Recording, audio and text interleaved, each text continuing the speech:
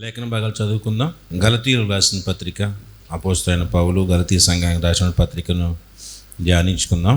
మనుషుల మూలముగానైనను ఏ మనుషుని వలనైనను కాక యేసుక్రీస్తు వలనను ఆయనను మృతులలో నుండి లేపిన తండ్రి అయిన దేవుని వలనను అపోస్తలుడగుగా నియమింపబడిన పౌలును నేనును నాతో కూడానున్న సహోదరులందరూ గలతీలోనున్న సంఘములకు శుభమని చెప్పి వ్రాయినది. తండ్రి అయిన దేవుని నుండి మన ప్రభు అయిన యేసుక్రీస్తు నుండి మీకు కృపయు సమాధానము కలుగునుగాక.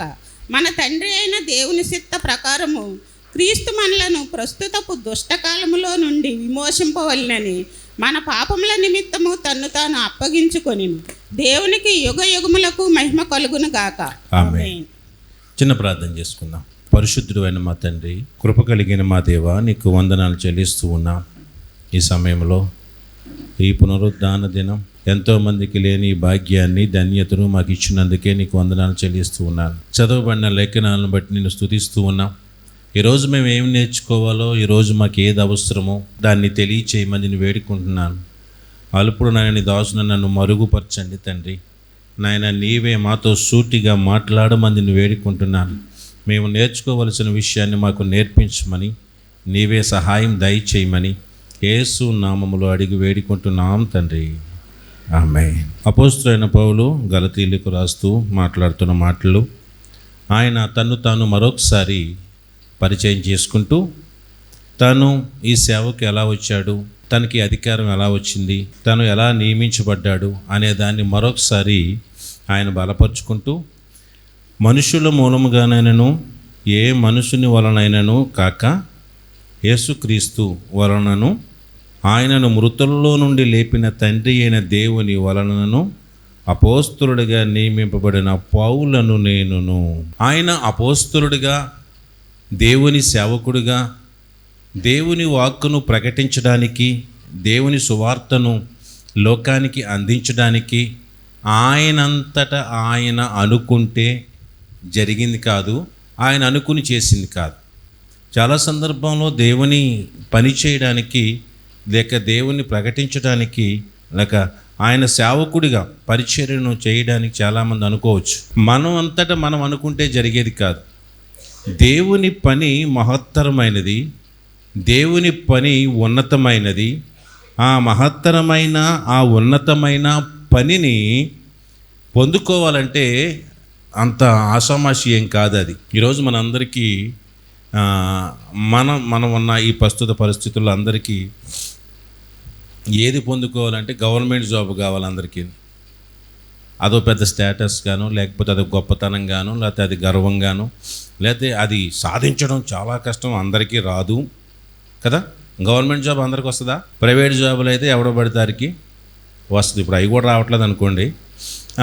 ఇకపోతే గవర్నమెంట్ జాబ్ అయితే అది చెప్పనక్కర్లేదు. చాలామంది అయితే ఆశలు వదిలేసుకున్నారు. గవర్నమెంట్ జాబ్ కావాలనే ఆశే పోయింది. ఏదో ఒక పని రా బాబు బతకడానికి ఉంటే, ఏదో పని దొరికితే చాలు అన్నట్టుగా ఉంది పరిస్థితి. అంటే ఒక గవర్నమెంట్ జాబ్ సంపాదించాలంటేనే, ఆ గవర్నమెంట్ తరపున పని చేయాలంటేనే అసాధ్యమైనటువంటి పరిస్థితులు అయితే, వాటికంటే గవర్నమెంట్ కంటే బలమైన వాడు, రాజుల కంటే బలమైనవాడు, గొప్పవాడు, అటువంటి ఉన్నతుడు, సర్వలోకానికి ఈ సృష్టిని నిర్మించినటువంటి దేవుని తరపున పని చేయాలి అని అంటే కనుక ఇది ఎంత కష్టం అంటారు? ఇది కష్టమా, ఈజీయా? ఈ పని సంపాదించడం కష్టమా, ఈజీయా? అంత ఈజీ ఏం కాదు ఇది. చాలామంది అనుకుంటారు దేవుడి సేవ చేయడం అంటే అదేదో ఈజీగాను, లేకపోతే అది మనం అనుకుంటే పొందుకునేది గాను, మనం అనుకుంటే దొరికేది గాను అనుకోవచ్చు. ఈ రోజుల్లో ఈ లోకంలో అశాశ్వతమైనటువంటి రాజ్యాలలో పని చేయడానికే, గవర్నమెంట్లో ప్రభుత్వాలలో ప్రభుత్వ ఉద్యోగాలు చేయడానికే అది మనం పొందుకోవడం అసాధ్యం అనుకున్నప్పుడు, సర్వశక్తివంతుడు, సర్వ సృష్టికర్త అయినటువంటి దేవుని పక్షంగా పని చేయడం అనేది కూడా అది మనం కోరుకుంటే వచ్చేది కాదు. దానికి కొన్ని క్వాలిటీస్ ఉండాలి, కొన్ని అర్హతలు ఉండాలి. గవర్నమెంట్ జాబ్ సంపాదించుకోవడానికి ఎన్ని అర్హతలు ఉండాలి మనకి? అర్హతలు లేకపోతే అవ్వదు.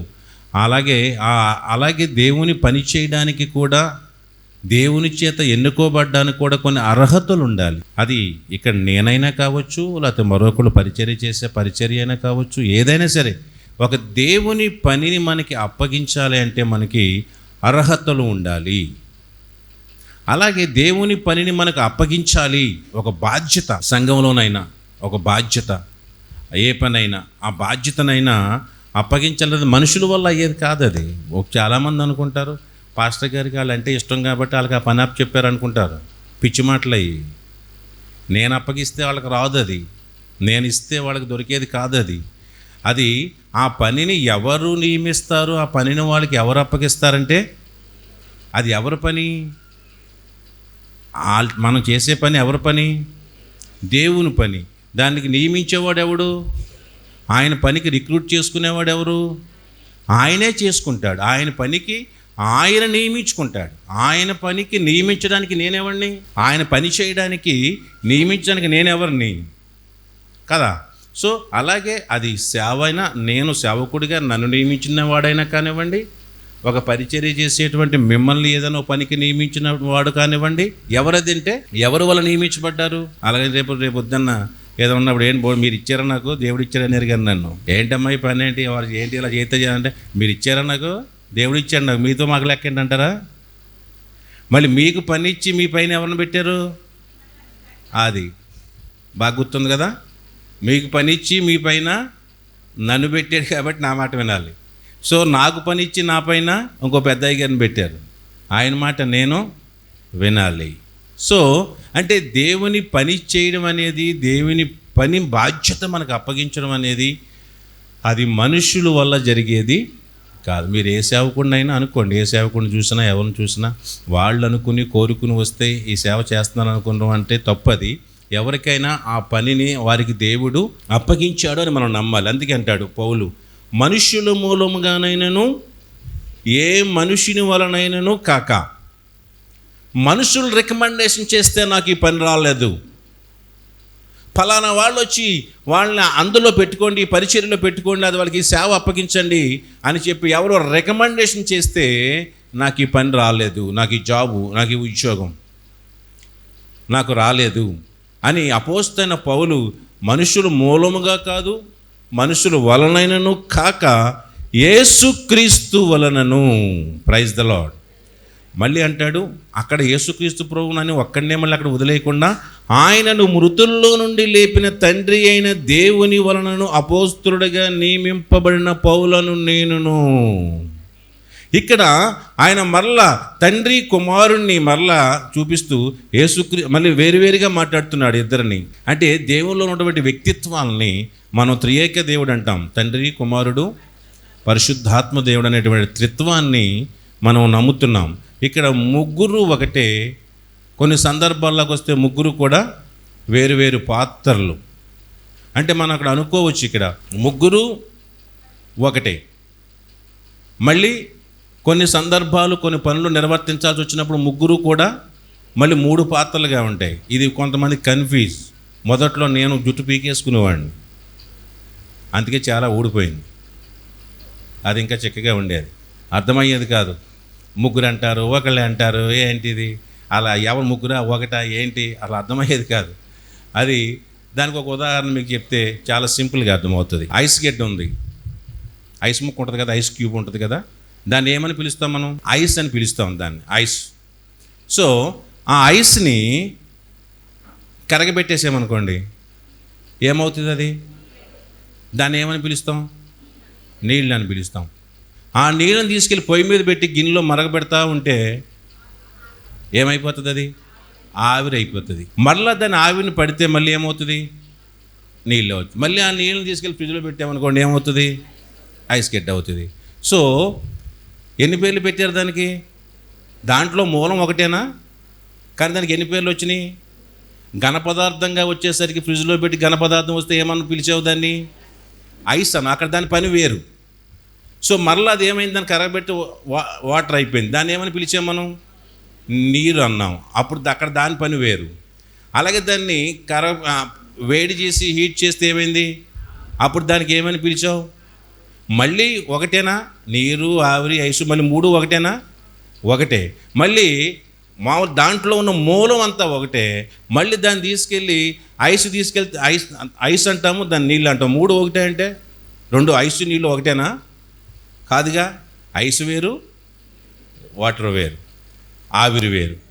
ఆవిరిని తీసుకొచ్చి ఐస్ అనుగా. సో మూడు వేరు వేరు, కానీ మళ్ళీ మూడిట్లో ఉన్నటువంటి మూలం ఏంటి? అదే ఒకటే. మళ్ళీ ఆ నీరే మళ్ళీ ఐస్ రూపంలోకి వెళ్తుంది. అప్పుడు ఐస్ అంటున్నాం, ఆ ఐస్ మళ్ళీ ఆవిరైతే మళ్ళీ ఆవిరి అంటున్నాం. కానీ మళ్ళీ మూడు ఒకటేనా కాదా? మూడు ఒకటే. మళ్ళీ దాన్ని పిలిచేటప్పుడు మూడు కూడా వేరువేరుగా ఉన్నాయి. అదే త్రియేక అంటే వాళ్ళ పనిని బట్టి వాళ్ళని అలాగా దేవుడు ఏ సమయంలో, ఏ పరిస్థితుల్లో, ఏ పనిగా ఉన్నప్పటికీ, ముగ్గురు మూడు పాత్రలు పోషిస్తున్నప్పటికీ మళ్ళీ ముగ్గురు కలిసి మళ్ళీ ఒకటే. Praise the lord. ఇంకోటి చెప్పనా? కోడిగుడ్డుని చూస్తారు, దాన్ని ఏమని పిలుస్తారు? కోడిగుడ్డు అంటారు. దాని పైన ఏముంటుంది? దాన్ని ఒలిసినప్పుడు ఏమంటారు? దాన్ని పెంక్ అంటారు. దాని లోపల దాని తర్వాత ఇంకోటి ఉంటుంది, దాన్ని ఏమంటారు అమ్మా? తెలసోన అంటారు. దాని లోపల ఇంకోటి ఉంటుంది, దాన్ని ఏమంటారు? మరి దాన్ని ఏదని మరి కోడిగుడ్డు అని ఒక పేరు చెప్తారా? తెల్ల పెంక్ అనాలి, పచ్చసోన అనాలి, తెలసోన అనాలి. ఇవన్నీ మానేసి ఒకటే కోడిగుడ్డు అంటారా? దాని రూపం చూస్తే ఒకటే, కానీ దాంట్లో ఏమున్నాయంటే మళ్ళీ దాన్ని విడదీసి మనం చూడాలనేసరికి చెప్పాల్సి వచ్చినప్పుడు కోడిగుడ్డు అంటాం, కానీ దాన్ని విడదీసి మాట్లాడాల్సి వచ్చినప్పుడు దేనికి దాన్ని పెంకు అంటాము, తెలసోన సంబోధిస్తాం, పచ్చసొన్ని. కానీ చెప్పాల్సి వచ్చినప్పుడు తెలసోన పచ్చసోన పెంకండి అంటామా? అదొకటి ఇవ్వండి, కొట్టులోకి వెళ్ళి పెంకు తెలసోన పచ్చసోన అన్నది ఒకటి ఇవ్వండి అంటామా? ఒకటే గుడ్డు ఒకటి ఇవ్వండి అంటాం అంతే. అంటే మళ్ళీ మూడు ఒకటేనా కాదా? పెంకు, తెలసోన, పచ్చసోన మూడు ఒకటేనా కాదా? మళ్ళీ మూడు ఒకటే. దానికి వాటి పనులను బట్టి మళ్ళీ విడదీసి మాట్లాడేసరికి మళ్ళీ మూడు కూడా వేరవుతాయి. సో అంటే త్రిత్వాన్ని కూడా మనం అలాగే త్రియేక దేవుడు అంటే యేసుక్రీస్తు ప్రభువుని, తండ్రి అయిన దేవుణ్ణి, పరిశుద్ధాత్ముని ఇలాగే మనం చూసుకోవాలి. వారి పనులు వచ్చినప్పుడు, వాళ్ళని విడదీసి మాట్లాడవలసి వచ్చినప్పుడు వారి పనిని బట్టి అట్లా మాట్లాడతాం. మరలా ఒకే దేవుడు అలాగని చెప్పి మనకి ముగ్గురు దేవుళ్ళు ఉన్నట్లు కాదు.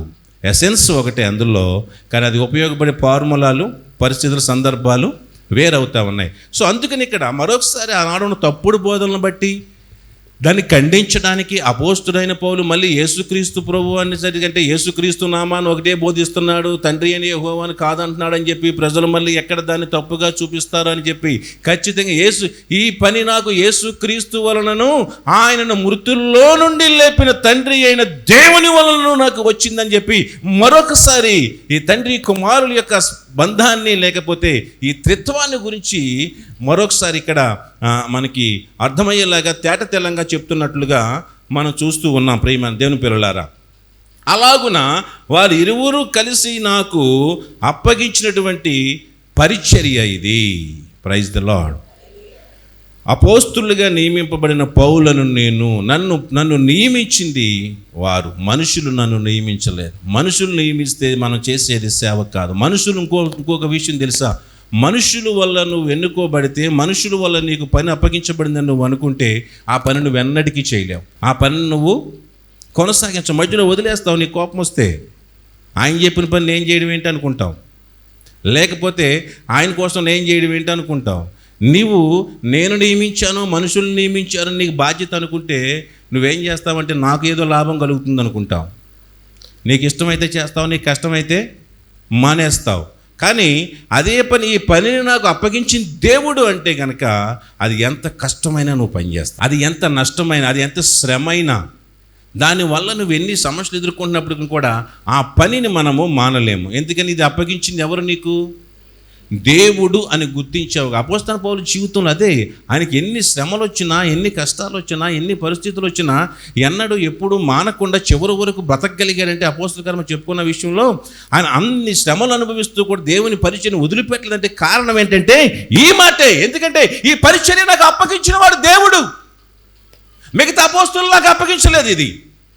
మిగతా వాళ్ళంతా సంఘంలో తీసుకొచ్చి అభిషేకించి ఆశీర్వదించి నన్ను బర్నబాను పంపినందు చేతన వాళ్ళు నాకు ఇచ్చాను అనుకోవట్లేదు. ఆయన ఈ పనిని నాకు అప్పగించిన వాడు ఎవరంటే దేవుడు అప్పగించాడు. కాబట్టి ఎన్ని శ్రమలు వచ్చినా, ఎన్ని పరిస్థితులు వచ్చినా, ప్రాణం పోయే పరిస్థితులు వచ్చినప్పటికి కూడాను దాన్ని నేను విడిచిపెట్టకుండా చేశాడు. ఈరోజు మనం చాలామంది అట్లా అనుకోకపోతే కనుక ఏ పరిచర్య అయినా, ఏ పని అయినా, ఇది నాకు ఫలానా వారు ఇచ్చారు, వాళ్ళు ఇస్తే వచ్చింది అనుకుంటే దేవుని పరిచర్యను మన జీవితకాలము కొనసాగించలేము.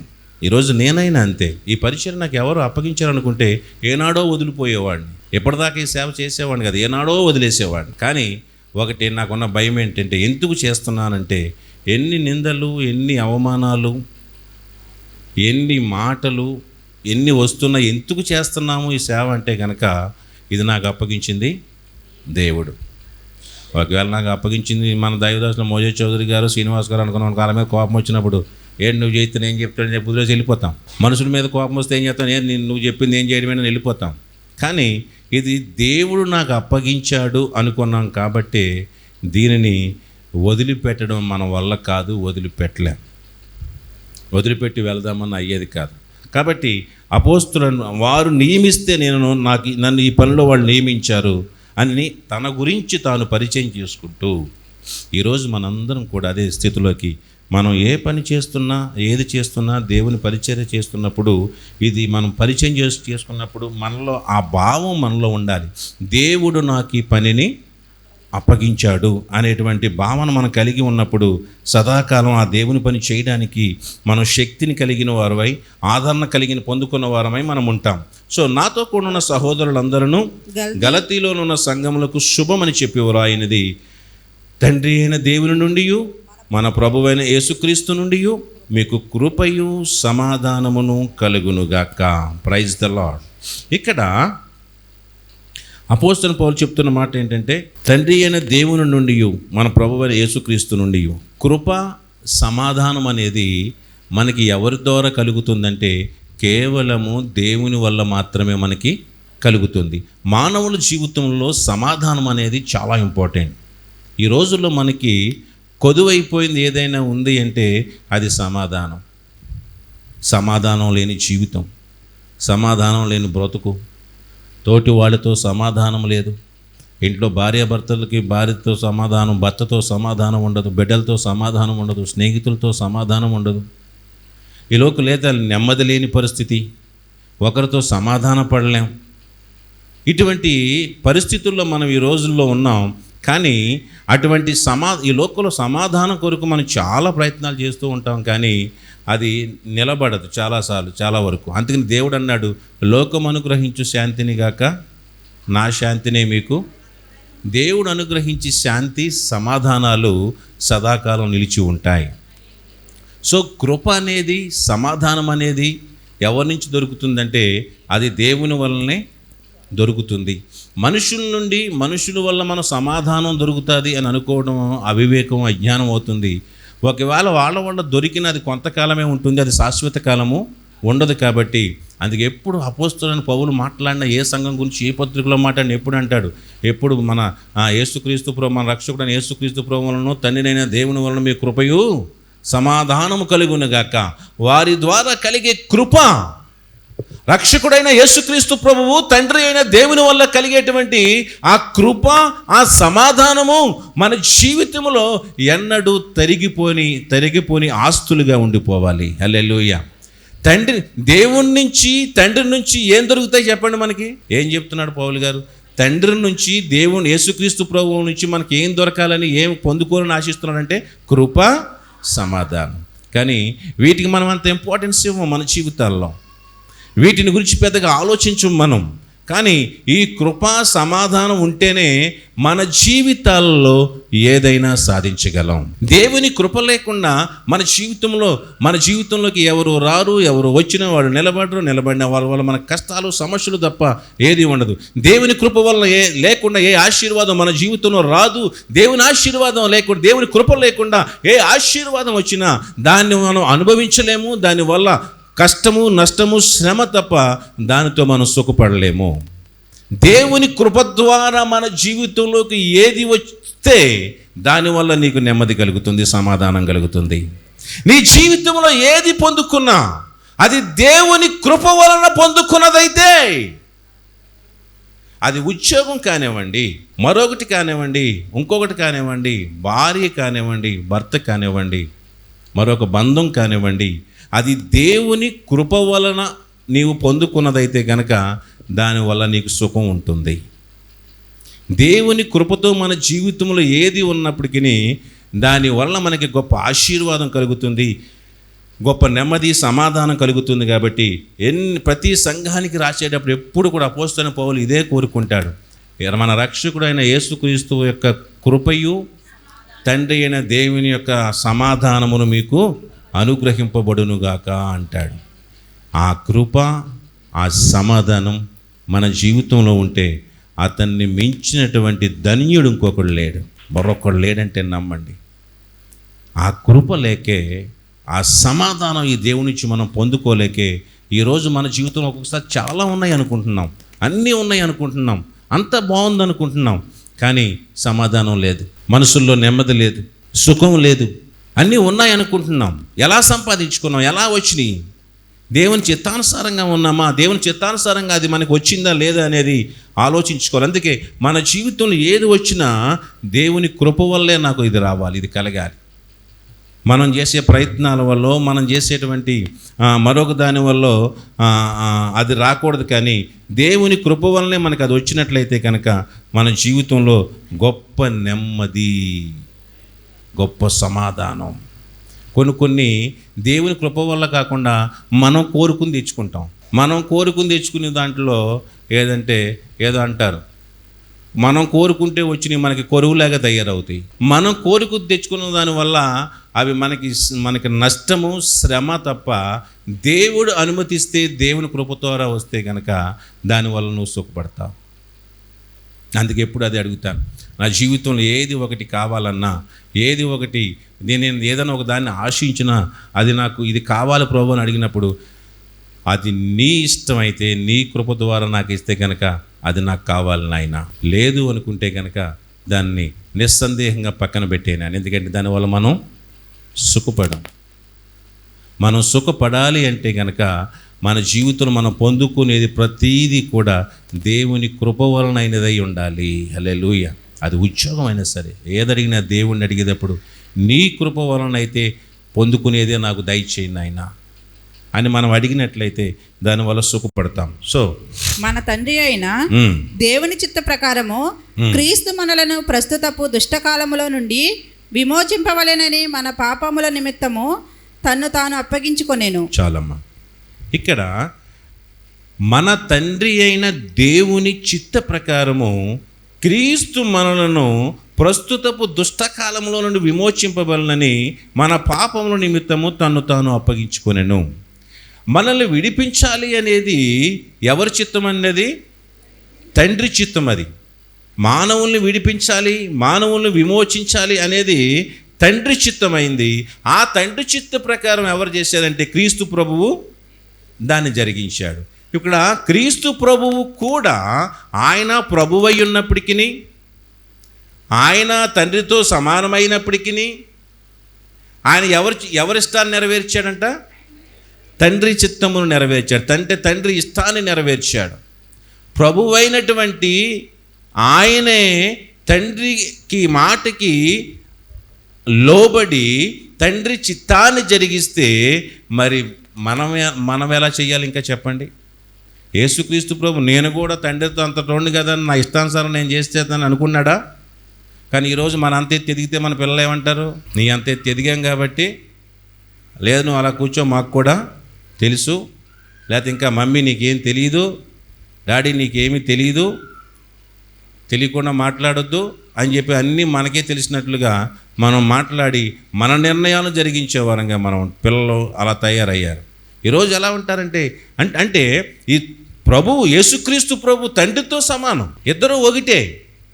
అయినప్పటికీ తండ్రి చిత్తాన్నే జరిగించాడు. అంటే ఈరోజు మనం కూడా ఎవరి చిత్తాన్ని జరిగిస్తూ ఉన్నాం, ఎవరి ఇష్టాన్ని జరిగిస్తూ ఉన్నాం? మన జీవితంలో ఏదైనా ఒకటి జరిగించాలి అంటే అది దేవుని ఇష్టాన్ని జరిగిస్తున్నామా లేదా? ఒక్కోసారి దేవుని చిత్తం కాకపోయినా మన పిల్లల విషయంలోనూ మరొకరి విషయంలోనూ వాళ్ళకి నచ్చిన దాన్ని జరిగించడానికి ఇష్టపడతాం మనం. తండ్రి కూడా ఎలాంటి వాడంటే ఇక్కడ కొడుకు ఇష్టాన్ని చేయడానికి, కుమారుని చిత్తాన్ని జరిగించడానికి ఇష్టపడలేదు. గెత్సెమనే తోటలో ఆ వేదంలోకి వెళ్ళినప్పుడు అక్కడ కూర్చుని ఏమన్నాడంటే, ఈ తండ్రి నీ చిత్తమైతే దీన్ని తొలగించే అన్నాడు. అంటే ఇది చాలా భరించరానిది, కష్టమైనది, అది అసలు వేదనతో కూడింది, అది మాటల్లో చెప్పలేనిది అది. అందుకని అన్నాడు, అంటే కుమారుడికి ఇష్టమైన ఒకవేళ ఏదైనా నీకు ఛాన్స్ ఉంటే తీసేనాయన అన్నట్లుగా. కానీ కుమారుడు కదా అని చెప్పి తండ్రి దాన్ని, కుమారుడి ఇష్టాన్ని తండ్రి చేయలా. కానీ ఈరోజు మనం ఏం చేస్తాం చెప్పండి? మన కుమారుడికి ఏదైనా ఇష్టమైతే, పిల్లలకి ఇష్టమైతే అది దేవుడికి ఇష్టమైందా కాదే అని మనకు దాంతో సంబంధం లేదు, మనకి చేసేయాలంతే. అలాగ కుమారుడికి అది కష్టమైనటువంటి పరిస్థితి అయినప్పటికీ తండ్రి దాన్ని అంగీకరించలేదు కాబట్టే కుమారుడు ఎక్కడ కూర్చున్నాడు? ఇప్పుడు తండ్రి కుడి పార్శ్వన సింహాసనం మీద కూర్చున్నాడు. Praise the lord. ఈరోజు మీ జీవితాల్లో, ఈరోజు మీ కుటుంబాల్లో మన పిల్లల యొక్క ఇష్టాన్ని నెరవేరిస్తే సింహాసనం మీద కూర్చోవలసిన వాడు ఎక్కడో అధమస్థితిలో కూర్చుంటాడు. ఈరోజు నీ బిడ్డ ఇష్టాన్ని కాకుండా నీ ఇష్టాన్ని, నీ దేవుని చిత్త ప్రకారం నీ ఇష్టాన్ని జరిగించినట్లయితే వాడు ఎక్కడో సింహాసనం మీద కూర్చుంటాడు. వాడు నీ కొడుకైనా, నువ్వైనా, నేనైనా సరే. Praise the Lord. హల్లెలూయా. ఇక్కడ చాలా జాగ్రత్తగా మనం గమనించాలి. ఇక్కడ తండ్రి ఇష్టాన్ని నెరవేర్చడానికే కుమారుడు, అది వేదనైనా, కష్టమైనా, శ్రమైనా, బాధైనా. ఈరోజు ఎంతమంది పిల్లలు తండ్రుల యొక్క ఇష్టాన్ని నెరవేరుస్తున్నారు చెప్పండి? మీకు ఏది ఇష్టమైతే అదే చేయండి డాడీ, మమ్మీ అనేవాళ్ళు ఎంతమంది ఉన్నారు? మీ పిల్లలు ఉన్నారో చేయొద్దండి, ధైర్యంగా చేయొద్దండి. మీరు ధన్యులు. మీరు అలాగా ఎవరైతే ఉంటారో నేను చెప్పాను, వాళ్ళు ఎక్కడ కూర్చుంటారు చెప్పనా? సింహాసనం మీద కూర్చుంటారు.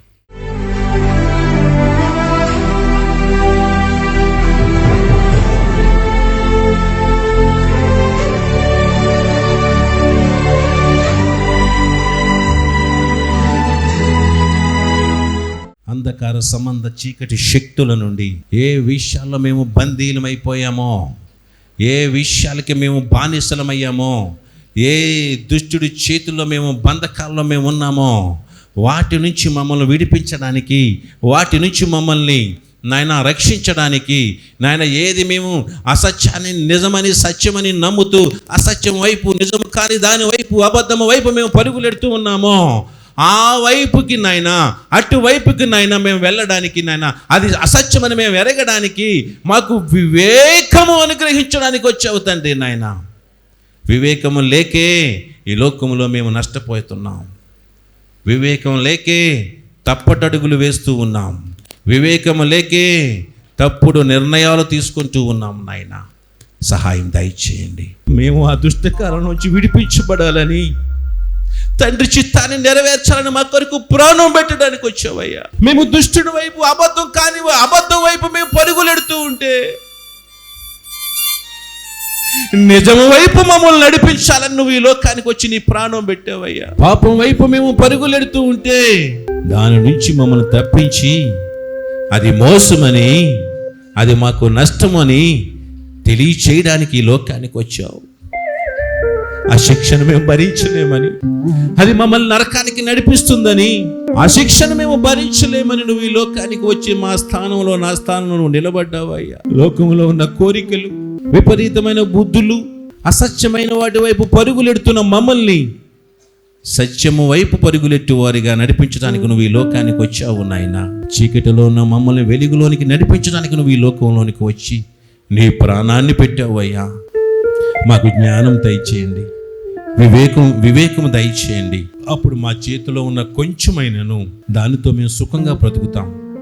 మా జీవితంలో నువ్వు మాకు ఇచ్చిన దానితో మేము నెమ్మది కలిగి బ్రతుకుతాం. అటు నీ కృప, కనికర, కటాక్షాలు మా అందరికీ అనుగ్రహించి నాయన నీవే మాపై నీ కృపను చూపించమని సమస్త మహిమ, ఘనత, ప్రభావాలు మీకు ఆరోపించుకుంటూ నజరేయుడైన యేసు నామమున అడిగి వేడుకుంటున్నాం తండ్రి.